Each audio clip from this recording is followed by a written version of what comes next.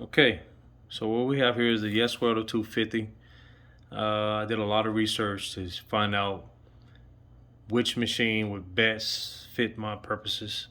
And as far as I can tell so far, based on my research, this was a machine that's going to do everything I needed to do within the price range I was willing to spend. I got this machine on a 20% sale and all shipped to my door. Everything, tax, everything. It was 640. Yeah, I think it was 640. So that is an incredible deal for a TIG machine that can weld aluminum.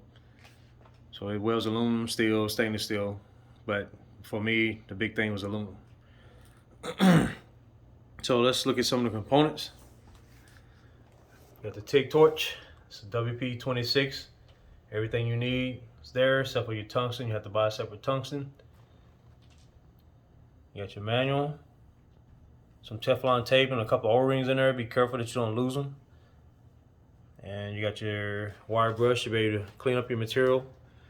You got your foot pedal. Some people say the foot pedal is not sensitive enough, but we'll find out. Maybe a personal preference. You got your electrode holder for stick welding. Argon gas line. You'll need to purchase a regulator to go to your gas, of course, and your argon, of course. And you got your ground clamp. Then you got the machine. Very nice looking machine, very clean. And you got your control panel. Control panel is pretty simple. I don't think it's complicated at all. I've seen people use them on YouTube, and I didn't see anything that looked complicated. It seemed like you could work through the settings and get it set like you need it. That's going to be one of the key things to be able to.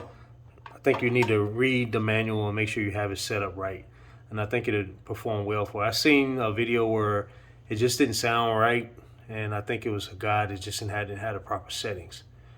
Then I seen videos where it sounded really well and it welded really well. So I think it's all about the settings. So don't be quick to shoot the machine down. Read your manual thoroughly and make sure you got it set right. I'm looking forward to welding with it. I got to wire up a 220 outlet. So I may make a video showing that also, showing that process. It's pretty simple. But I'm looking forward to welding with it. And I'll post a video of the welds and the welding process and setting the machine up and all. And maybe that helps somebody. All right. Thanks a lot.